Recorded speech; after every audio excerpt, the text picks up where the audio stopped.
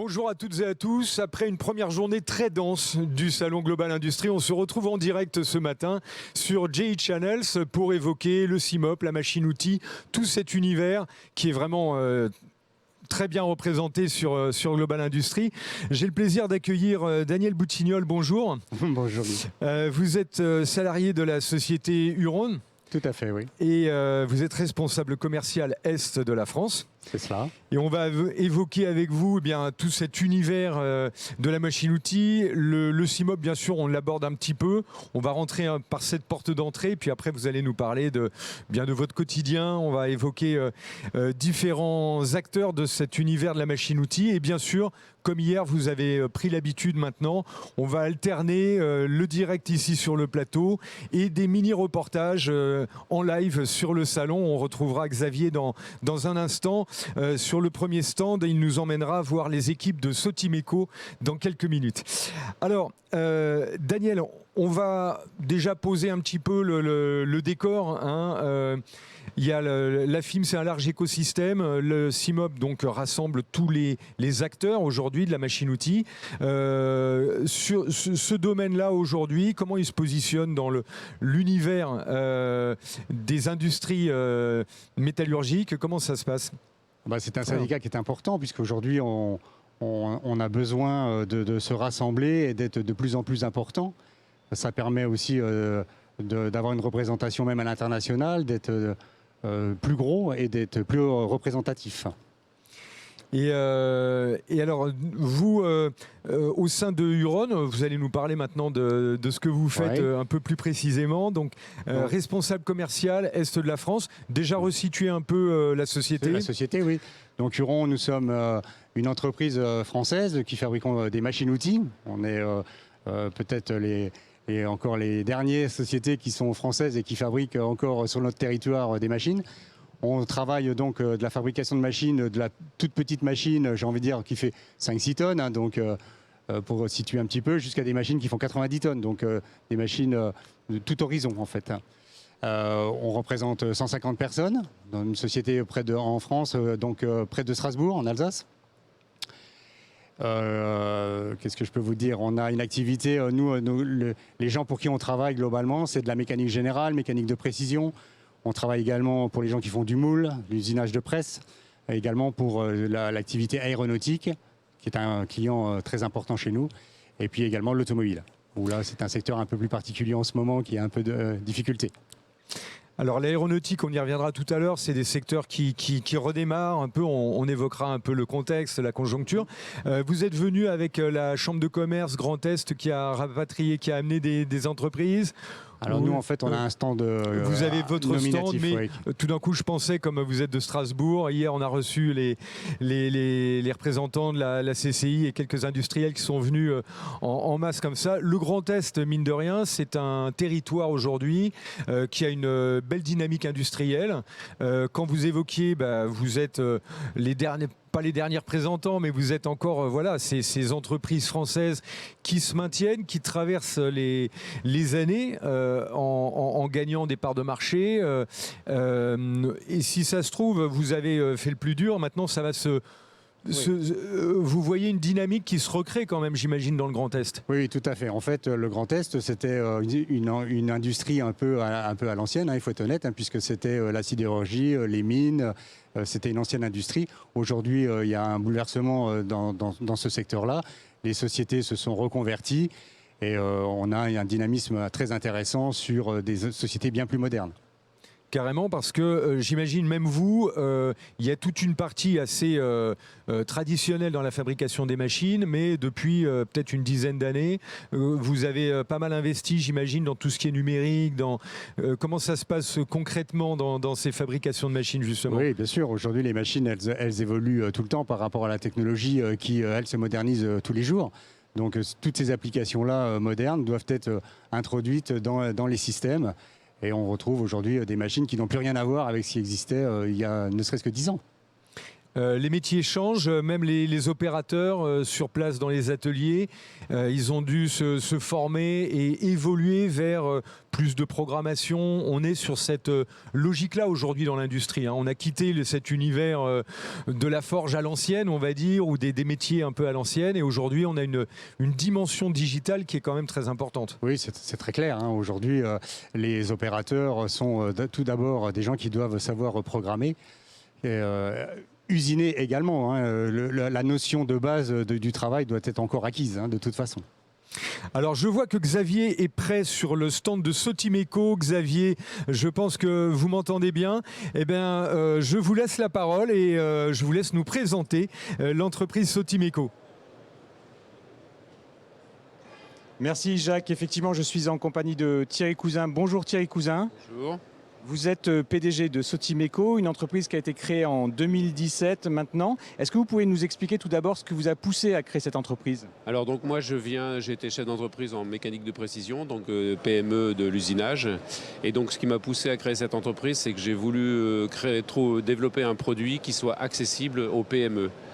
Parce que l'offre à l'état actuel en 2017, c'était plutôt dédié aux grosses entreprises et donc en fait accessible par le prix, mais aussi par la facilité de logiciels, enfin je vais dire de pilotage, et tout a été axé là-dessus pour ce produit-là. Alors avec vous, on va parler de VLAM. Qu'est-ce que c'est exactement le VLAM? Alors le VLAM, c'est de la fabrication additive avec un fil sur un laser qui vient chauffer la matière et faire fondre le fil en fait. Donc c'est de l'ajout matière, c'est ce que permet cette machine qui est juste derrière nous. Quels sont les points forts de la technologie Sotimeco en la matière? Les points forts de notre technologie, c'est qu'on a commencé déjà par la poudre, avec une base de tête où la concurrence avait la poudre arrivait sur les côtés, le laser était au centre, et nous la poudre arrive au centre et le laser est sur le côté. Ce qui nous permet d'avoir une distance entre la sortie de la poudre et le point de fusion beaucoup plus importante et qui nous permet d'avoir une meilleure accessibilité. Et puis aussi de faire des matériaux très chauds. Par exemple, on a commencé à faire des céramiques, des choses comme ça, ce qui est quasiment impossible avec les autres systèmes de tête. Et aussi, l'intérêt, c'est de pouvoir faire et de la poudre et du VLAM à partir de la même base de tête, avec l'objectif que le client puisse éventuellement avoir l'une ou l'autre des deux technologies à sa disposition. Quelles sont les tailles des pièces que vous pouvez réaliser ainsi? Alors, on a choisi de piloter par un robot. Et donc, en fait, on peut aller des très petites pièces à des pièces... Les tailles ne sont pas limitées parce que, en fait, ça dépend des capacités qu'on va mettre au niveau des robots. Donc, ça, c'est aussi un axe de recherche, c'est-à-dire d'avoir une capacité qui est adaptée aux besoins du client, de manière à pouvoir toucher des clients qui ont besoin de faire des petits produits ou des grandes dimensions. Vous en avez un petit peu parlé tout à l'heure, mais quelles sont les matières qu'on est capable d'usiner ainsi? Alors au niveau des matières, on peut faire des aciers, des inox, de l'aluminium. On a fait des mélanges aluminium-titane parce qu'on a créé un distributeur de poudre spécifique qui nous permet de mélanger les matériaux. Ça peut passer aussi par les céramiques. Donc aujourd'hui, je dirais que les matériaux, c'est tous les matériaux métalliques qui peuvent être accessibles sur le marché et en fonction de la capacité des fournisseurs de poudre ou de fil de pouvoir fournir ces matériaux-là.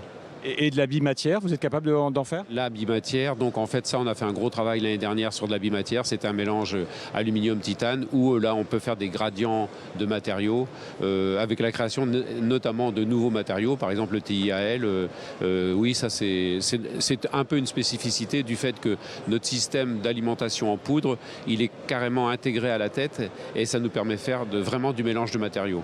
Une typologie des clients que vous avez qui utilisent cette machine? Alors là, on a un client aujourd'hui qui avait un besoin très spécifique, qui est l'école polytechnique, qui voulait une toute petite machine qui devait rentrer à l'intérieur du synchrotron pour pouvoir analyser avec des rayons X la fabrication de la matière en cours de fabrication des pièces. Il y a déjà eu trois sessions de fête avec un succès assez intéressant. Et puis après, d'où c'est plutôt orienté vannes, pièces de pignonnerie, enfin les domaines sont très très vastes en fait. Donc en fait notre système en DED, lui, c'est surtout pour faire de l'ajout de fonctions, c'est-à-dire qu'on va avoir une pièce de grande dimension sur laquelle on va vouloir ajouter une fonction, on va pouvoir ajouter la fonction. On a aussi l'exemple d'une lame d'essuie-glace pour l'aéronautique où c'était un assemblage mécanique qui ne permettait pas de tenir les tenues en fatigue avec un certain nombre d'heures. Et en fabrication additive, en mélangeant de l'inox avec de l'acier ressort, là, ça nous a permis de répondre aux besoins du client, de gagner en poids, d'améliorer le design et de dépasser les exigences en tenue mécanique. Merci Thierry Cousin. Voilà Jacques, c'est à vous. Eh bien, merci Xavier. On se retrouve sur le plateau. Merci beaucoup pour cette présentation. Alors, ce qui est étonnant, Daniel, on en parlait un peu en regardant le reportage. On le voit, il y a deux choses sur lesquelles on peut rebondir là, qui concernent aussi la machine-outil. Premièrement, on le voit, donc on a des machines aujourd'hui qui sont de plus en plus petites, de plus en plus accessibles, et on a une technologie qui rentre maintenant dans les PME, alors qu'avant on pouvait même pas l'imaginer. Ça, c'est un premier plan quand même, un premier point tout à important. fait, c'est intéressant là ce que nous montrait cette personne, c'est qu'aujourd'hui on peut acquérir ce genre de matériel dans des sociétés petites structures. Avant, c'était réservé un peu à l'élite, entre guillemets, quoi, par rapport aux des très très grosses maisons. Et ce qu'il est en train de nous montrer également, là, c'est qu'on est dans un nouveau monde. C'est-à-dire que là, on peut, sur une base, créer encore une autre matière et puis avoir d'autres fonctions sur des pièces. Ce qui était impossible encore il y a une dizaine d'années, quoi. On parle peut-être pas suffisamment, alors après je sais pas si la fabrication additive c'est votre domaine, mais on parle pas suffisamment du changement radical que ça représente dans la conception des pièces, dans la conception d'énormément de choses finalement. Avant, il y avait des pièces, on prenait un gros bloc de métal, on enlève de la matière, on arrive à la pièce. Et aujourd'hui, avec les systèmes de fabrication par poudre comme ça, on part de rien, on fabrique la pièce. Et j'avais vu là sur un salon que avant, il y avait par exemple des pièces qui étaient composées de 9 pièces soudées entre elles, et qu'avec la fabrication additive, c'est plus qu'une seule pièce. Oui, c'est tout à fait ça. C'est-à-dire qu'aujourd'hui, la construction additive, elle permet la réalisation de pièces qui était impossible il y a encore quelques temps, puisqu'en fait, les machines traditionnelles, entre guillemets, ne permettent pas de fabriquer ce genre de pièces, quoi. On peut même mélanger les matières sur certaines machines. C'est ce qu'on a vu là, ça c'est aussi intéressant. Il y a tout un travail de fait aujourd'hui. On pourrait se dire, il y a l'acier, il y a l'aluminium, il y a les métaux qu'on connaît, le titane, et puis ça bouge pas. Et ben si, avec justement ce système de poudre et de fabrication avec la poudre, on se dit, tiens, si on mélange deux poudres métalliques, qu'est-ce qui se passe? Oui, là on va inventer des matériaux, c'est clair. Et avec des propriétés un peu différentes, ça... Tout à fait, on va retrouver des choses qu'on ne connaissait pas. Et alors, est-ce que vous, les fabricants que vous êtes, vous suivez un petit peu attentivement ces choses-là? Parce que forcément, ça risque à terme de changer aussi peut-être la conception des machines ou les fonctionnalités qu'on leur demandera. Oui, on regarde de façon attentive, évidemment. Hein. C'est quelque chose qui est lancé, donc on va retrouver ça prochainement. Après, ça ne va pas éliminer non plus le reste. Il y a des pièces de structure, des gros éléments qui vont de toute façon être fabriqués encore de façon traditionnelle, entre guillemets. C'est surtout réservé sur des pièces bien particulières ou des matériaux utilisés de façon très particulière aussi. Il ne faut pas se voiler la face. Tout à fait. Et puis on n'est encore qu'au début de l'aventure. Il y a encore des problèmes justement avec la poudre. Je regardais une boîte qui fabrique des rotors d'hélicoptères, donc des pièces essentielles pour la sécurité. Il disait on ne peut pas encore les faire en additif parce qu'on n'a pas la sûreté, enfin l'assurance qu'il n'y ait pas des bulles, qu'il n'y ait pas des choses quand même, parce que c'est des technos qui ont 10 ans, quoi. Oui, donc, tout à fait. C'est trop récent et aujourd'hui, on ne connaît pas encore les effets sur la structure et donc des micro-fissures ou des choses comme ça qui peuvent exister. Absolument. Et d'où l'intérêt aussi, ce qu'on a vu, c'est le suivi de toutes ces fabrications avec des capteurs. Il y a toute une industrie qui est en train de se développer justement sur comment on va gérer en temps réel presque la qualité du métal qui est fabriqué. Donc il y a toute une génération aussi de machines qui va se greffer sur cette techno quelque part. Bien sûr. Après, il ne faut pas oublier, il faut juste un petit détail, c'est que c'est encore des matériaux et des machines qui sont excessivement chères. Donc on est sur une production, argent en production qui est encore au balbutiement. Voilà, exactement, parce qu'il va falloir penser à la rentabilité à un moment donné. Il y a un moment, là, on est dans le rêve, on est dans... Tout à fait. On parlait des PME. Est-ce que vous, alors je reprends, vous allez reprendre la casquette commerciale, là, on va dire. Est-ce que aujourd'hui, donc avec les... Est-ce qu'il y a eu une incidence, on va dire, qui commence à se sentir dans les prix, dans le prix des machines? Aujourd'hui, on en est où? Si on se pose un petit peu sur le contexte, en attendant le prochain stand, à moins qu'on évoquera cette partie contexte après. Je vois que Xavier est prêt pour nous faire découvrir la société Romeld qui fait de l'outillage fraisage. Xavier, c'est à toi. Oui, merci. Je suis effectivement sur le stand de Romeld et je suis en compagnie de Bruno Gonçalves. Bonjour Bruno Gonçalves. Bonjour. Vous êtes chargé d'affaires techniques de chérage chez Romeld. En un mot, qui est Romeld? Quelle est votre activité? Donc Romeld, on est une société allemande spécialisée dans la prise de pièces sur machine-outil pour l'usinage. Alors nous sommes à côté d'une machine qui s'appelle l'ASH. Que fait-elle exactement? Que permet-elle? Alors c'est un étau hydraulique qui permet de régler la course en fonction du type de pièce que vous avez à usiner. Donc ça nécessite de pas de faire de changement de palette. L'étau s'adapte à votre production. Donc vous pouvez changer de production plus rapidement, usiner donc plus rapidement et avoir un gain de productivité significatif grâce à cette solution. Quels sont les types d'industries qui sont capables d'utiliser ce type de machine? Alors, tout type d'industrie qui est liée à l'usinage et qui a besoin d'une solution pour du changement rapide de production et qui souhaite faire du gain de productivité. Est-ce qu'il y a besoin de formation particulière pour pouvoir mettre en place cet outil au sein d'une usine? Alors la seule chose qu'il faut prendre en considération, c'est la programmation derrière pour pouvoir ouvrir et fermer l'étau en fonction du type de pièce qu'il y a à faire. Mais ça, c'est à la portée de tout automaticien. C'est assez simple à réaliser dans l'industrie. Donc vous m'avez dit gain de productivité, rapidité de mise en œuvre et de remplacement. Elle est proposée depuis quand? C'est à peu près 2 ans qu'on a sorti cette solution-là. Il y a différentes options qui vont venir se greffer, dont le changement de mort également. Le robot va pouvoir changer le mort par lui-même pour avoir vraiment une production tout autonome qui peut travailler pendant toute une journée, la nuit, le week-end, sans intervention d'un opérateur. C'est le produit phare cette année sur le stand de Romeld sur Global Industries. Tout à fait, exactement. Très bien. Merci beaucoup Bruno Gonçalves. Voilà Jacques, c'est à vous. Merci Xavier, on se retrouve sur le plateau de GE Channels, toujours en compagnie de Daniel Butignol pour évoquer l'univers de la machine-outil. Alors ce qu'on vient de voir là, on vient d'évoquer cette partie aujourd'hui. Il faut gagner de la productivité dans tous les sens, à toutes les étapes. Il faut vraiment optimiser toute la chaîne. Vous avez un rôle à jouer dans cette dynamique-là, dans cet état d'esprit, quoi. Ce qu'il faut bien comprendre, c'est que ce que le client facture en fait à son donneur d'ordre, c'est les rotations de la broche, c'est l'usinage. Donc moins il a de temps mort sur ces machines, plus c'est intéressant pour lui. Évidemment, c'est du gain de productivité. Donc là, en fait, ce qu'on vient de voir, c'est des changements de pièces très rapides et donc une machine qui va tourner beaucoup plus et donc forcément plus de facturation tout simplement. Exactement, des prix qui vont rester équilibrés, on va dire. Juste avant de rejoindre Xavier là tout à l'heure, on était sur le contexte un peu de voir. Aujourd'hui, on a des secousses un peu planétaires. Ouais. On a eu cette crise du Covid, on a l'Ukraine maintenant avec ce conflit avec la Russie.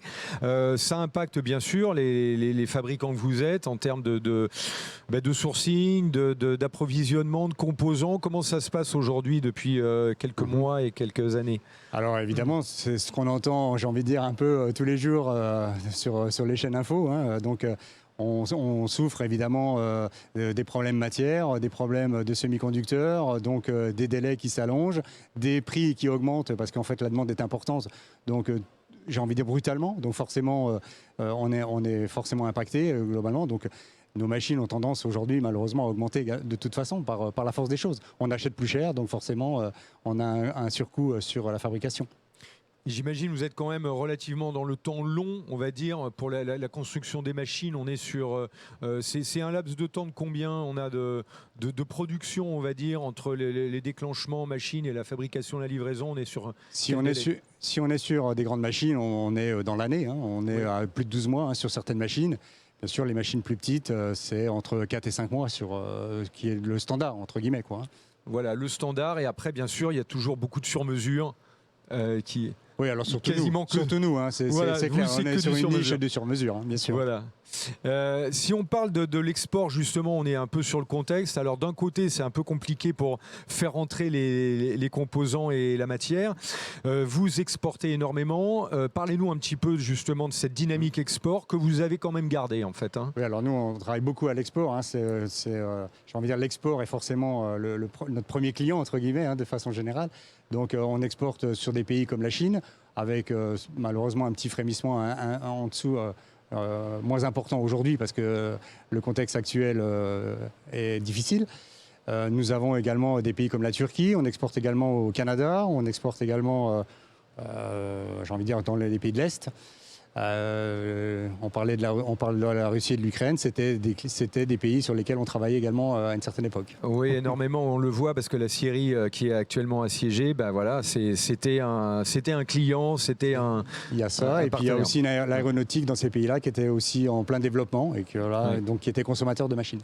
Bon, alors on va retrouver Xavier, je le vois, il est prêt, il va nous emmener sur le stand de Romeld qui fait... d'Index, bien sûr. On se retrouve chez Index avec vous, Xavier. À vous la parole. Oui, effectivement, on va très vite, donc on se déplace. Donc il faut réussir à nous suivre. Donc effectivement, nous sommes sur le stand d'Index maintenant. Je suis en compagnie de François Péchou. Bonjour François Péchou. Bonjour. Vous êtes responsable commercial donc chez Index et à vos côtés Jérémy Gariou. Bonjour Jérémy Gariou. Bonjour. Vous êtes vous chef de produit tournage freddage donc chez Index. En 2 mots, est-ce que vous pouvez nous présenter Index, François Péchou? Oui, alors Index est un fabricant allemand donc, de machines. Nous fabriquons, nous commercialisons donc, des solutions d'usinage pour couvrir donc, des exigences de plus en plus importantes sur le marché. Nos plages d'usinage vont à peu près de 2 mm de diamètre jusqu'à 600 mm de diamètre pour des longueurs de pièces allant à peu près jusqu'à 2300 mm. Oui, juste en complément, en fait, j'allais rajouter qu'en fait Index est une fondation. C'est un statut qui est très important pour Index et pour ses clients parce que ça nous permet finalement d'investir énormément dans la R&D et dans les moyens. Et pour donner éventuellement quelques chiffres sur Index, c'est à peu près 2000 personnes dans le monde et pour la filiale française, c'est 60 personnes. Okay, merci beaucoup. Vous êtes donc présent sur Global Industries en présentant plusieurs machines, dont celle qui est juste derrière nous. C'est la G320. Est-ce que, Jérémy Gariou, vous pouvez nous la présenter? Quelles sont ses principales caractéristiques? Oui, je vais vous présenter rapidement donc, le G320. Donc G320 s'insère dans la gamme des machines G. Donc c'est une déclinaison des machines G500, G400 et G200.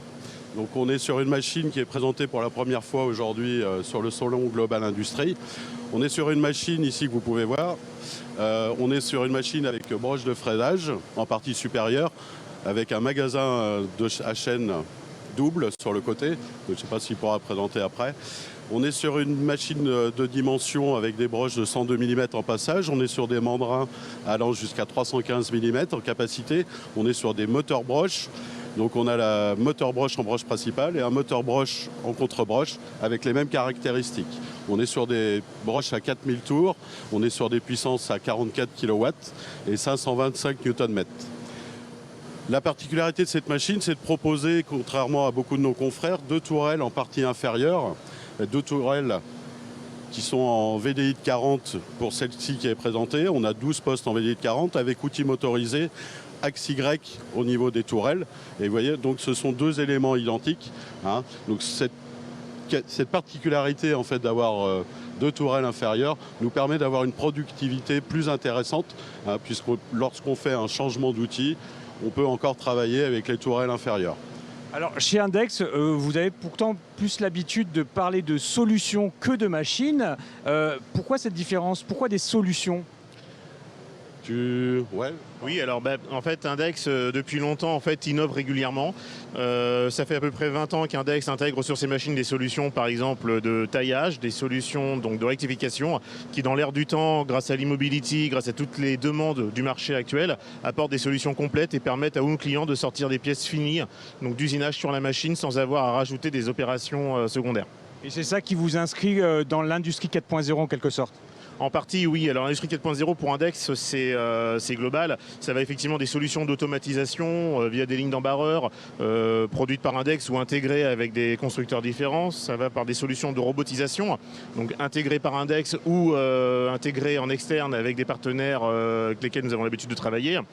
Mais c'est également donc, des solutions donc, sur le cloud, donc, ce qu'on appelle le X-Word pour Index, qui permet à nos clients finalement de pouvoir contrôler, suivre, piloter leur machine à distance, d'avoir des relevés d'informations sur la qualité, la quantité de pièces produites, le temps travaillé, sur l'historique aussi de la machine. Très bien, merci messieurs. Merci à vous. Voilà, Jacques, c'est à vous. Eh bien, merci Xavier, toujours sur le plateau de JE Channels.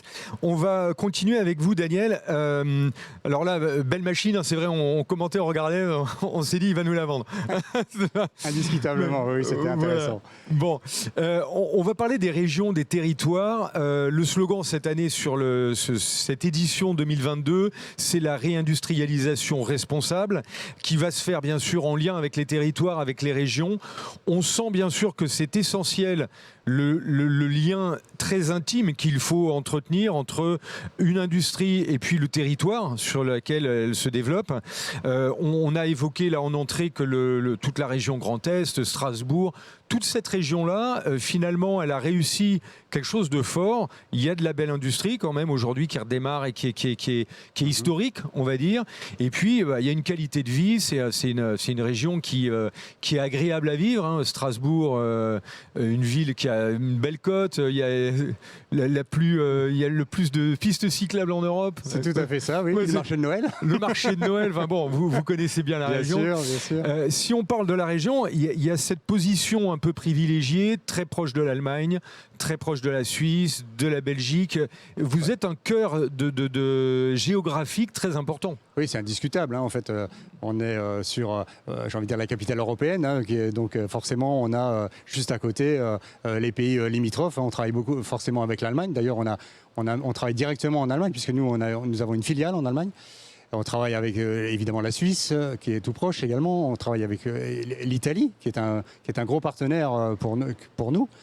Et puis, c'est vrai que la réindustrialisation aujourd'hui, c'est quelque chose qui est un peu, qui est vraiment tendance et qui est à la mode. Donc en fait, toutes ces usines là qui rapatrient en fait des choses chez nous, c'est forcément un gain intéressant, très intéressant. Est-ce que vous voyez des acteurs qui reviennent, qui se disent tiens, on va se remettre dans la région, est-ce qu'il y a cette dynamique-là sur le terrain ? Alors oui, il y a cette dynamique, c'est-à-dire, j'ai envie de dire, des séries de pièces qui étaient parties un peu à l'étranger, dans des pays un peu lointains. On s'aperçoit qu'aujourd'hui, les coûts de transport sont importants, que en fait, la dynamique de réponse, elle est un peu différente. Alors, tout ne va pas revenir. C'est impossible, tout ne peut pas revenir. Mais si même un pourcentage qui est autour de 30% revient chez nous, c'est de toute façon du bénéfice et c'est de toute façon de l'activité pour nous. C'est déjà 30%, ça serait beau. Ce serait formidable. Ce serait formidable. 30%, ce serait formidable. Voilà, ce serait très bien. Et dans ce cadre-là, on parlait de l'Italie. Vous voyez les pays européens commencent à se souder un peu plus. On avait vraiment la tendance forte d'aller tout le temps en Asie, de s'intéresser uniquement au prix. Là, on peut reprendre la casquette un peu commerciale. Ouais. Aujourd'hui, quand on fait la balance entre ce que vous évoquiez, les frais de douane, le transport, tout, le fret qui a explosé, on se dit tiens, si on commence à jouer sur une échelle européenne et puis aussi française, ramener le plus de choses, il y a vraiment des perspectives intéressantes à développer. Ah, c'est franchement évident de toute façon. Hein. Plus on rapatriera, plus ce sera intéressant, plus on pourra faire de l'usinage et des choses comme ça de façon bien plus rapide. Aujourd'hui, comme vous parliez, le fret, c'est que en fait, on maîtrise plus aujourd'hui tout ce qui est fret par bateau. En fait, on maîtrise plus du tout. On sait pas quand est-ce que ça part et quand est-ce que ça arrive. En gros, hein, c'est un peu ça. Regardez, vous avez un port de Shanghai là, par exemple, qui est fermé. Donc, Là, il va y avoir des mois avant d'écouler tout ce qui est déjà en position là-bas avant de prendre un bateau. Bien sûr, et puis quand on se rappelle, il y a encore pas très longtemps, le canal de Suez bloqué par un porte-conteneur de 400 mètres de long. Voilà, c'était la sardine qui a bloqué un peu tout le monde. Voilà, exactement. Et hop, le commerce mondial qui est bloqué pendant 10 jours. Il y a ce genre d'événement aujourd'hui qu'il va falloir gérer, qu'il faut prendre en compte. Et puis tout d'un coup, là, on se dit, tiens, la route, la proximité, ça devient un critère presque essentiel et premier dans l'acte de partenariat. Franchement, il y a un facteur à jouer parce que de toute façon, en plus, les donneurs d'ordre aujourd'hui, ils travaillent en flux tendu. Donc aujourd'hui, ils ne le maîtrisent plus. Exactement. Alors, je vois Xavier qui est vraiment phénoménal en termes de course à travers le salon. Il est sur le stand de Mastercam. On va parler CFAO avec vous, Xavier. Je vous laisse la parole.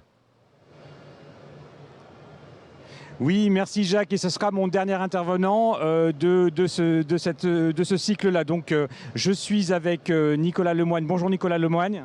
Bonjour. Vous êtes directeur Europe chez Mastercam. Est-ce que tout d'abord vous pouvez expliquer votre présence sur ce salon Global Industrie ? Oui, bonjour, merci. Notre présence, elle est très importante. Nous sommes éditeurs de logiciels de CFAO. Et donc, ce salon de l'industrie, c'est le plus gros salon pour nous sur le marché français. Et il est évident, comme chaque année, d'être présent pour pouvoir présenter notre activité et les partenariats que nous avons avec tous les industriels qui participent à l'industrie 4.0 d'aujourd'hui. Le logiciel dont vous parlez, en fait, votre logiciel phare, quel est-il ? C'est Mastercam, voilà, c'est le nom de l'entreprise et le nom du produit. C'est un logiciel de conception et de fabrication assisté par ordinateur pour du fraisage, du tournage, du fil, de l'électroérosion, du mille-turn. Bref, on pilote toutes les machines qui servent à usiner des pièces, donc par enlèvement de matière, ou usinage hybride, additif, plus enlèvement de matière. Donc à quel type d'industrie, en fait, ça s'applique à tous les types d'industries finalement ? Tous ceux qui font de l'usinage de pièces, donc ça peut être la mécanique générale, la mécanique de précision, le moule, tout ce qui est utilisé dans votre quotidien, le bien de consommation. Vous portez des lunettes, on a des lunetiers comme clients, on a des fabricants de chaussures, on a de la moto, on a une moto ici présentée sur notre stand.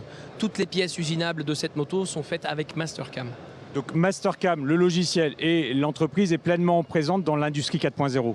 Alors complètement, sachez que nous sommes l'éditeur de logiciel qui vend le plus de licences au monde. Nous avons dépassé les 310 000 licences vendues cette année dans le monde entier. Voilà. Vous parlez d'un fabricant de motos et de pièces de moto qui s'appelle Midual, qui est présent avec vous sur ce salon. Comment est-ce qu'il utilise, lui, Mastercam ? Alors, il dessine toutes ces pièces sous Mastercam et il usine toutes les pièces qui sont usinables, donc des cale-pieds par exemple, les rétroviseurs, mais aussi le bloc moteur, le réservoir, des parties structurelles de la moto avec Mastercam. Donc une fois que la pièce est conçue, avec notre logiciel, il va préparer les parcours d'outils qui seront ensuite envoyés à la machine qui va réaliser la pièce physique. Voilà. Comment est-ce que le logiciel peut encore évoluer, encore plus ? Vers quoi est-ce qu'il pourrait aller ? C'est une bonne question, il ne cesse d'évoluer. On y ajoute de nouvelles stratégies, des stratégies plus innovantes qui permettent de gagner en temps de programmation, en temps d'usinage, en productivité, c'est quand même ce qu'on nous demande aussi aujourd'hui, hein, et en performance, en gain de durée de vie des outils. Donc en permanence, tous les ans, nous avons une version majeure qui sort et qui intègre ces nouvelles fonctionnalités, ou deux nouvelles fonctionnalités pour gagner en productivité, en automatisation. Et en cela, en fait, vous êtes obligé d'avoir des partenariats, des liens très très forts avec l'industrie des machines-outils pour pouvoir mettre en place ce que vous produisez vous de votre côté.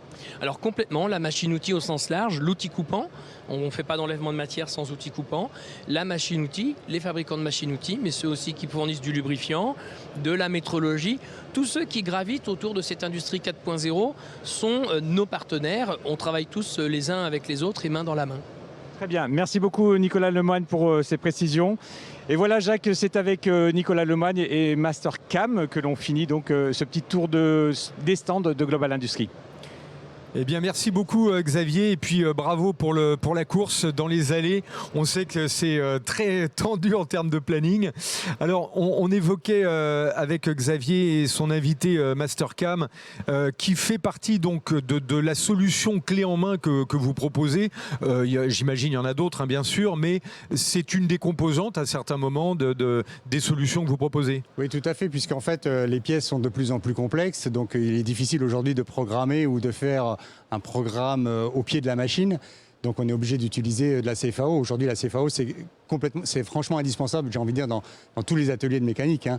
Là, ça permet en plus de préparer en amont tous les usinages, de gagner du temps. Puisqu'en fait, encore une fois, quand on programme au pied de la machine, en fait, c'est du temps de perdu et la broche tourne moins de toute façon. Donc plus on travaille en amont, plus il y a un gain de temps. Les pièces sont complexes aujourd'hui et c'est de plus en plus, hein. Donc évidemment, il faut absolument être équipé de ce genre de matériel. Et on a cette tendance à ce qu'on évoque là, c'est d'une préparation de la production très en amont. On a un peu cette tendance avec tout ce qui est jumeaux numériques, tout ce qui est préparation et simulation virtuelle presque de tout ce qui va se passer pour que, après, une fois qu'on rentre en production, on a quasiment anticipé tout ce qui pouvait se passer. C'est la démarche que vous avez, vous, en construisant les machines aujourd'hui. Oui, on a même été un peu au-delà, en fait, hein, puisque nous, on a même créé un logiciel qui permet justement d'éviter l'accident, entre guillemets, par rapport justement à un programme qui vient de l'extérieur, d'une CFAO ou un programme quelconque, j'ai envie de dire. Et en fait, la machine va lire directement ce qu'est le programme et va anticiper, en fait, tout le temps, à des millisecondes près, pour savoir si on a un impact ou pas. Et c'est quand même quelque chose de très important, puisqu'en fait, on garantit en fait un usinage et surtout éviter un crash qui permettrait d'endommager de façon très spectaculaire une machine, une broche, et avoir un incident onéreux en plus, après au niveau de la réparation. Là, on parle de maintenance un peu préventive on n'est pas forcément là-dedans. Là, c'est plus de l'anticipation dans le déroulé de la production. Mais ça nous amène quand même à cette idée aujourd'hui qui est de plus en plus, qui se propage en fait à travers les équipes, de travailler sur la maintenance préventive d'abord et puis après prédictive. Il y a toute cette tendance d'anticiper toute la problématique, puisqu'on le voit, c'est le nerf de la guerre, il est là. La machine, elle doit tourner. C'est exactement ça. Plus on anticipe sur la maintenance, donc c'est des pannes parce qu'en fait, aucune machine ne tombe pas en panne, ça n'existe pas, hein. Un jour ou l'autre, il peut y avoir un petit souci. C'est une voiture, on a tous, c'est exactement pareil. Il y a un moment, il arrive quelque chose. Donc plus on anticipe, plus j'ai envie de dire, on a une machine qui va tourner sans problème. Là, en plus, ce que je vous disais avant, c'était à l'instant T, donc c'était une anticipation d'usinage. D'usinage, donc c'est à la seconde, à la microseconde avant, et du coup ça permet de bloquer la machine ou de dire tiens hop on arrête la chaîne, on voit attention, il y a un problème. Si je continue, en fait, je vais rentrer dans la pièce où je vais cracher, et si on crache, en fait, je vais casser ma broche, je vais avoir des incidents ailleurs.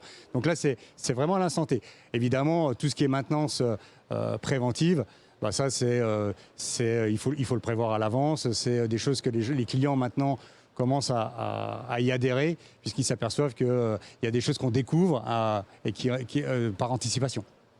Et du coup, vous, ça devient presque un argument de vente aussi, tout ce que vous allez pouvoir apporter sur le marché comme fonctionnalités comme ça, qui sont de très haute technologie, qui sont des choses très très fines, notamment ce qu'on évoque là, de pouvoir anticiper à quelques secondes près dans la production, tiens, un souci qu'il pourrait y avoir, ça devient un argument commercial et qui est important quand même. Oui, tout à fait.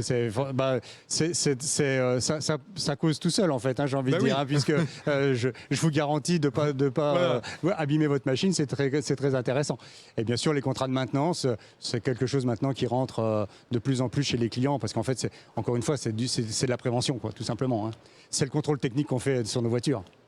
Tout à fait. Et on se rend compte en fait que depuis pas mal d'années maintenant, la maintenance qui était au départ un secteur qui était un petit peu après, on se disait on va produire les pièces et puis après on verra si ça tombe en panne, ça se passera comme ça. Il y a quelqu'un qui réparera.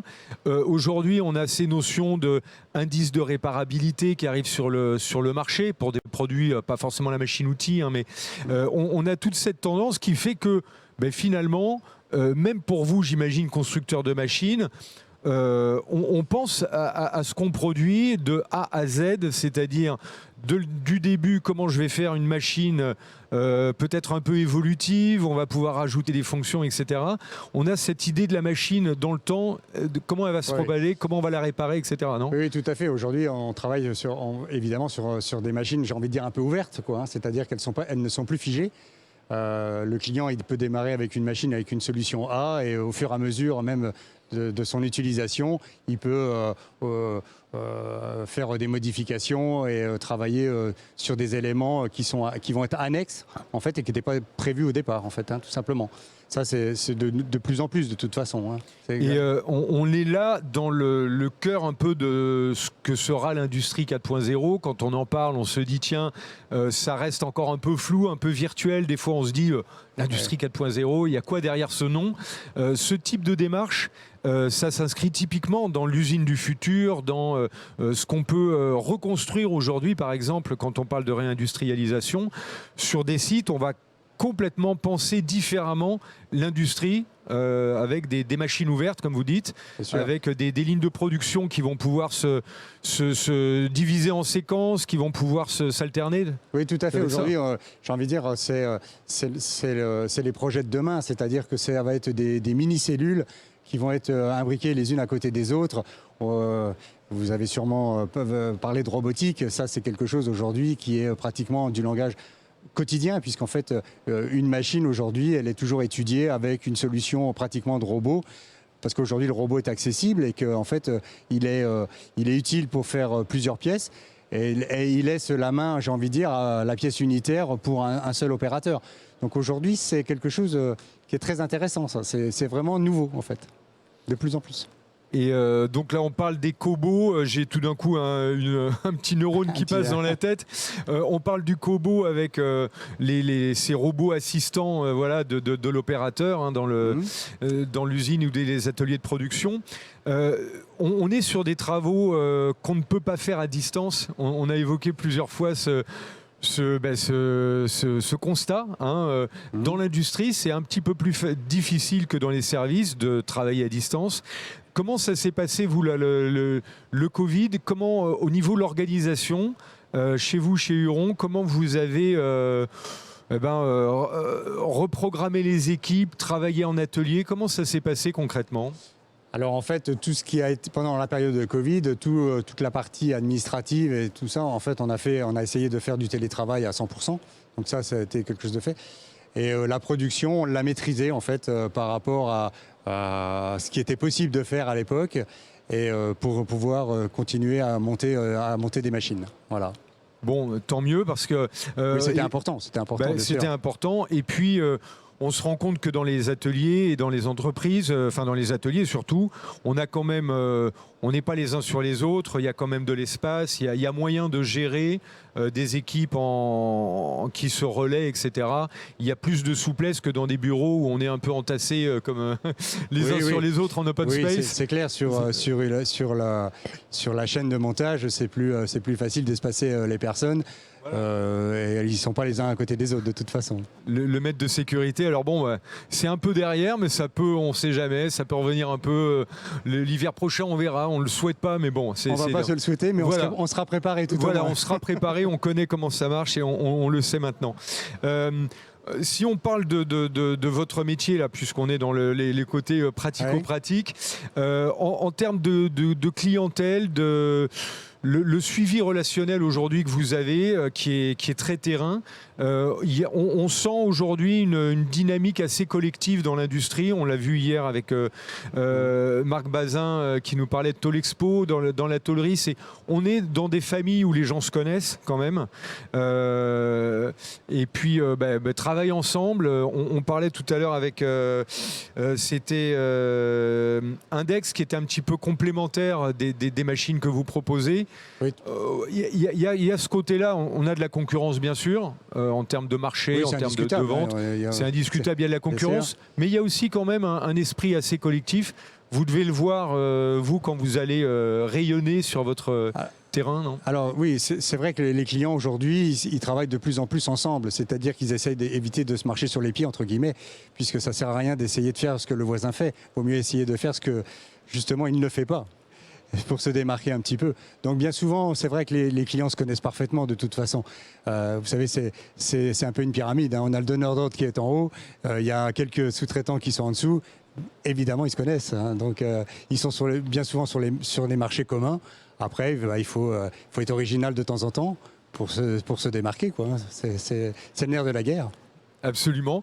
Et est-ce qu'on a cette dynamique qu'on a dans l'Open Innovation? Je vais prendre l'exemple de la voiture autonome aujourd'hui, qui est la société VDCom. Là, j'ai interviewé le patron l'autre fois, qui me disait que c'est le premier produit qui est fait en collaboration, c'est-à-dire que personne ne pouvait le faire tout seul. Donc c'est dès le départ réfléchir à plusieurs entreprises et puis mettre tout sur la table, contractualiser certaines parties pour voir tiens, quelle est ta partie, est-ce qu'il y a cette démarche dans la machine-outil de se dire tiens, on l'a vu, des innovations un peu numériques, un peu digitales. Est-ce qu'il y a cette collaboration entre concurrents? Quand on dit des compétiteurs, on n'est pas encore là-dedans, je pense, dans la machine-outil. Très sincèrement, on n'y est encore pas. Je crois qu'on est encore dans un monde très individualiste. Voilà, et on reste un peu cloisonné, je crois. Voilà, mais par contre, il y a aussi une nouvelle génération de personnes. Notamment chez les entrepreneurs de société. En fait, je crois qu'il y a des jeunes qui arrivent et qui, eux, peut-être déjà travaillent différemment. Et eux, justement, ils vont travailler à plusieurs pour essayer de faire quelque chose, à mon avis. Voilà. La jeune génération, puisqu'on en parle, on sait qu'il y a aujourd'hui des postes ouverts dans pas mal d'entreprises. Il faut intéresser les jeunes. Vous, sur cette région Strasbourg, Grand Est, vous avez des bons contacts avec les jeunes, vous arrivez à motiver les gens. Il y a une qualité de vie qui vous donne de l'attractivité par rapport aux jeunes? Oh, on l'espère. Oui, je pense bien. On l'espère. Mais oui, on essaye, bien sûr, on essaye. Mais j'ai envie de dire, nous, on essaie d'avoir les jeunes, j'ai envie de dire, sur tout le territoire. Hein.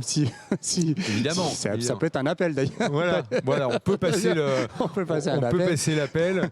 Si vous avez envie de travailler. Le siège, donc, Huron, après, il y a Alsace, oui. Voilà, en Alsace, et vous avez des filiales France, où il y a d'autres sites, j'imagine, quand même, un peu? Alors, on a des filiales qui sont à l'étranger, mais en fait, j'ai envie de dire, un peu comme tout le monde, on recherche du monde, hein, de toute façon. Donc, alors, mais on recherche également sur le territoire, parce qu'on recherche aussi des gens qui peuvent intervenir sur les machines à d'autres endroits. Donc, tout ne part pas d'Alsace, quoi, en fait. Hein.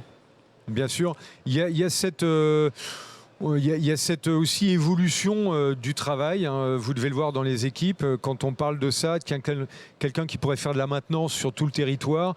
Il y a cette flexibilité aujourd'hui, cette agilité de trouver des forces vives peut-être qui ne seront pas directement intégrées à l'entreprise, mais qui seront un peu des partenaires premium avec qui on a des relations commerciales fixes et puis contractualisées. Et puis du coup, on gagne en potentiel d'intervention auprès des clients. Ça peut être ça. Hein. Oui, tout à fait, c'est gagnant-gagnant. Hein. En fait, on travaille déjà, nous, avec certains partenaires. Hein.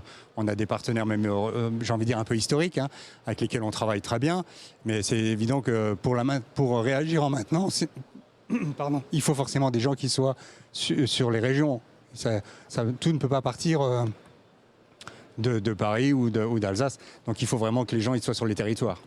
Carrément. Et justement, cette séquence de réindustrialisation là, dont on parle depuis le début, ça redonne du poids aux régions, ça redonne de l'autonomie, ça redonne une vivacité, en fait, on le voit hein, sur tout le territoire, avec justement le Covid qui a aussi exporté beaucoup de gens d'Île-de-France vers la région. En fait, ils se sont dit, tiens, moi je vais aller bosser à Strasbourg, il fait bon vivre. Oui, je crois que ce que vous dites est bien vrai, c'est indiscutable. Hein, je crois qu'aujourd'hui, les gens ils choisissent une qualité de vie, donc c'est tout bénéfice, j'ai envie de dire, pour les provinces aujourd'hui. Hein. C'est formel. Hein. Carrément. Et à l'étranger, on parlait des filiales donc à l'étranger. Vous avez des sites de production sur quel coin, vous? Alors nous, les filiales européennes, elles sont purement commerciales. Hein. D'accord, oui, mais elles sont purement commerciales. Après, nous, on a un partenaire en Inde. Donc là, très loin, qui lui a un site de production qui est très important, qui est autour de 3000 personnes et qui fait de la machine standard pour l'exportation. Ok. Et cette complémentarité, elle se passe bien. J'imagine que c'est un partenaire que vous avez de longue date. Oui, tout à fait. Inde, c'est un partenaire historique. C'est un partenaire historique et c'est maintenant très dans cette phase de mondialisation. On a pris voilà, des bonnes, on a instauré de bonnes relations qui sont pérennes. Et bon, malgré tous les contextes, en fait, finalement, ça perdure et puis on garde un lien fort, on va dire, avec ces sites de production, j'imagine. Oui, bien évidemment, oui, c'est très important. Hein. En fait, tout ce qui est développement de machines de grosses machines est fait justement chez nous en R&D. Donc là, chez nous à l'usine mère hein, de Strasbourg. Et puis, dans l'autre site de production, il a également ses propres fonctions au niveau du développement, hein, de toute façon. Bien, eh bien Daniel, on a fait un vaste tour de l'écosystème de la machine-outil. C'est un grand monde, hein, la machine-outil. Ah ben, c'est un grand monde. On a vu différents aspects aussi en retrouvant Xavier en direct dans les allées du salon. Eh ben, on vous souhaite plein de succès, de réussite hein, au groupe Huron. On ira vous retrouver sur le salon. On peut rappeler le stand, vous l'avez en tête? Oui, c'est le hall 6 et c'est la je ne sais plus très bien, 145 je crois. Voilà, en se promenant dans la Légie, vous voyez on va trouver le stand Huron. Merci beaucoup Daniel, très bonne journée. Merci à vous. Et puis excellent salon à toutes et à tous. On se retrouve bien sûr sur GI Channel tout au long de cette journée.